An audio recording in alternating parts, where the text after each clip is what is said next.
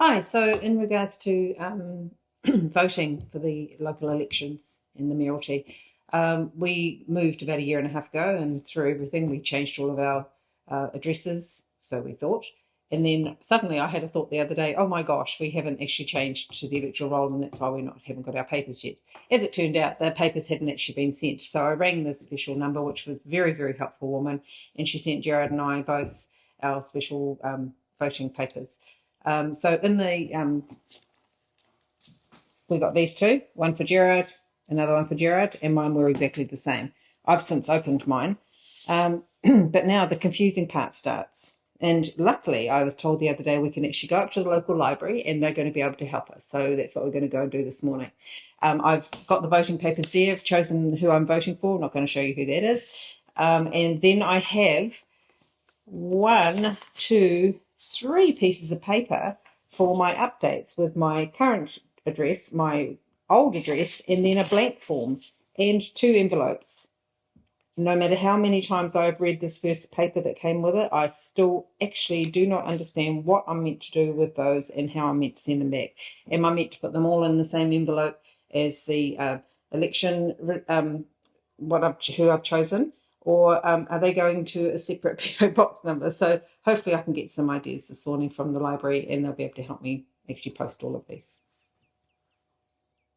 Cool. So let's go and have a coffee and discuss this a bit more. Yeah, so we're going to go and have breakfast. Jared is going to do his filling out of the forms, and then we're going to go to the local library at Waiheke and see it.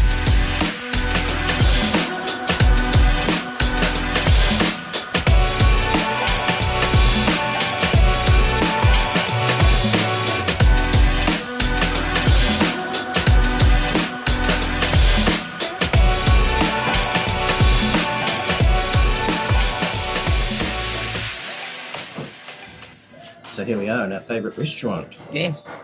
But we're pretty poor, so we're having coffee and a cheap man's breakfast. Coffee and a crumb. Yeah, that's us. Hey, Antonella. Hello. Hey, Antonella. Would you like to be in the movie? I'm not as good. Oh my god. You got the blondie here. Ah, yeah. Just ready for summer.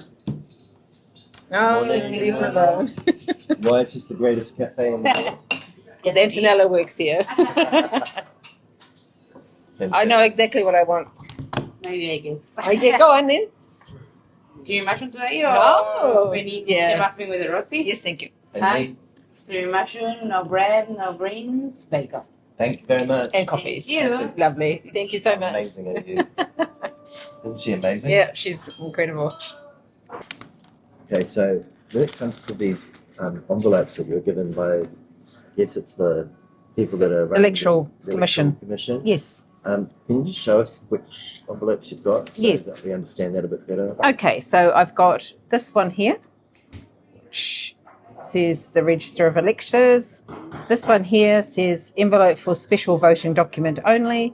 And this one here is the Independent Election Services Limited So, special vote. And there's no instructions about put this envelope Well, inside this there envelope? is, but I'm going to have to read that for you. What does that say? This says, please check the enclosed form and confirm your details are correct. So there's two forms. One has got our old address on it, and the other one is the same form, but it's blank. If your details are correct, sign and date the form and send it back to us. If any details are wrong, cross them out and write the correct details, then sign and date your form and send it back to us. However, that's fine. I'm not too stupid that I can't work that out. I can get the one that has the old address on it, cross it out, and use the new form and write that out. However, which envelope do I use? That is the problem for me. That's pretty much it. I mean, the rest of it's all just information on how to get hold of people. And yes, we could ring them on the 0800 number because I've found them very, very helpful before. But because we're actually putting in our votes today, we thought we'd ask at the library because apparently they know what to do up there. So I've got my voting papers. Because I've opened mine already, I'm now confused as to what envelope that goes in. But Gerard's now got his two to open. So once he opens his voting papers, I'll be able to see which envelope the voting papers go into. Anyway, that's us for now, and then we're going to go up to the library later and try and get that all sorted out and vote today. Well, yesterday was quite a shocking day, wasn't it, really? And it took the media about 2 or 3 hours to catch up with what was said at the Justice Select Committee. We all saw Dr. Duncan Webb asking the very astute questions about how long is this change to our electoral laws when it comes to when you can enrol going to save us? How much time is it going to take before we have a result after the election? And the Electoral Commission said, 20 days. And so Duncan Webb then asked, well, how long did it take last time? And it was 20 days. Now, the reason that that's a big problem for the government is because Christopher Luxon, he went on Radio New Zealand, spoke to Corin Dan and said he couldn't possibly see how it could, just be the same. Couldn't understand that. And we've also got the Minister of Justice, Paul Goldsmith, justifying the entire change on the basis that it would take less time and that time was getting out of hand somehow. But the Electoral Commission basically said, look, that's actually really not the case. In fact, this wasn't a change that they recommended. So the government has gone past and over the top of official advice here. And of course, there's nothing specific about the advice that Paul Goldsmith suggests that he had. So once again, we've got a government that looks like it's just making things up. So what's the impact on voters? Well, the election could be swung towards the right to reinstall the government here on the basis that huge votes are not there because people didn't know or didn't enrol, and huge numbers of the population end up being disenfranchised by these actions. So the right wing might be counting on winning, not by performing and delivering, but by rigging the system in their own favour. And I think that's what everyone sees through, and we don't like that here because we see that kind of thing happening overseas. So with Christopher Luxon, having spent a lot of time overseas and coming into the Prime Minister, here we are today watching this very stuff happen. And when it's exposed, what does Stephen Joyce's newspaper do? Well, that's the New Zealand Herald. I was a bit shocked and appalled last night to see that Radio New Zealand and the Post had actually written articles. They weren't too scathing, but at least they had headlines that drew the attention of the public to this pretty dodgy manoeuvre. And the New Zealand Herald with Thomas Coughlin as the political editor. Well, did they actually publish this news to their audiences? No, not at all. And I sat there and I looked at this, so I put up a post on G News that sort of said there were crickets at the New Zealand Herald. This morning I had a brief look at the status of the political page on the New Zealand Herald, and guess what? It hadn't been updated. Audrey Young hadn't written about this. There was no back for Christopher Luxon. It was kind of like skating by as if they didn't want to hold this government to account. And that's really, really bad, isn't it? You should not trust the newspaper that won't actually report significant news that will affect our democracy like this. And it's almost as if it's part of some effort to actually beat down democracy in New Zealand rather than to prop it up. So what else can we say? Well, not very much. We're going up to the library shortly just to sort of go through the process. We're basically renters, where people that don't have a revenue earning asset, like a capital gain on a property. So we changed our address. We got basically told, they were going to sell the house a year or two ago. Now we find we're having to actually do special votes because we didn't get our papers sent to us. And that's what you've heard from Vicky this morning. It's going through this process with all these different envelopes. Thank goodness there's a process, but imagine all those renters out there that won't vote in the local elections. Local elections close on the 11th of October, so if you're in the same situation we're in and you have to make a special vote, change your address or do something, make sure that you go along and find out how you can make that special vote. Make the effort to vote in your local elections and make sure that democracy doesn't die in the dark. So that's all from me this morning, and we'll see how we go up at the library. Okay? So what happened here?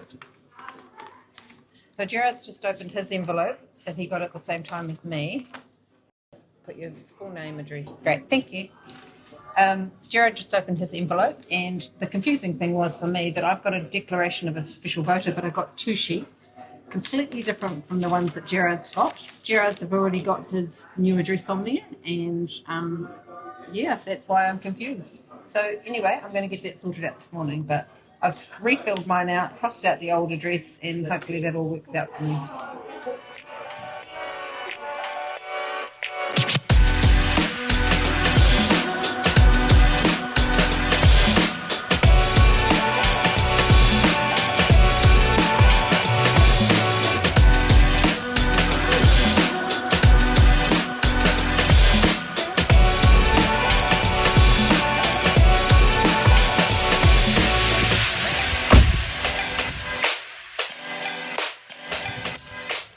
So let's go and vote. We're going to the library, right? One of my favourite views is this one here. That, beautiful. This is the main drag, Nottingham. We're heading up to the library where you can place a special vote in the local elections. It's a great store there, the Island Grocer. Eh? You can get all sorts of deli food there.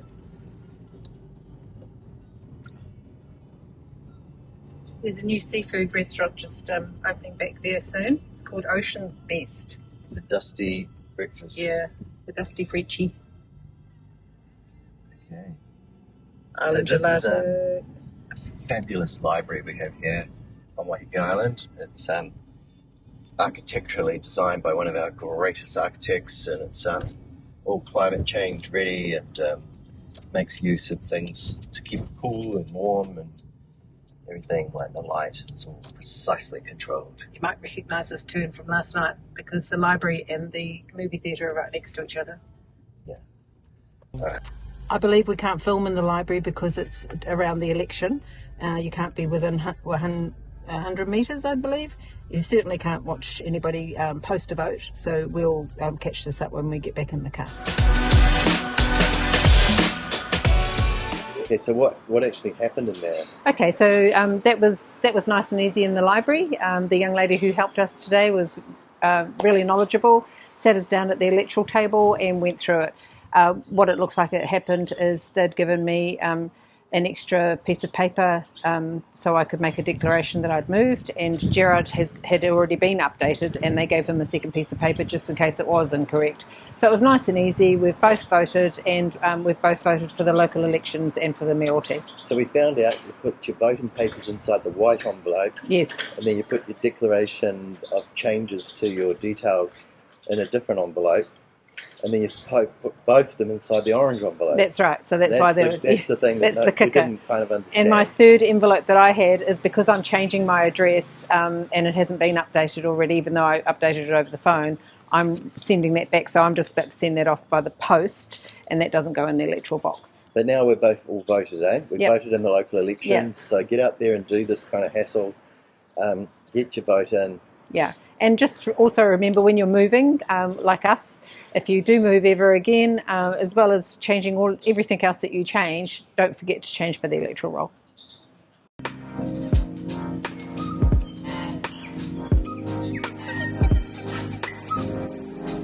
Welcome to G News, the good news.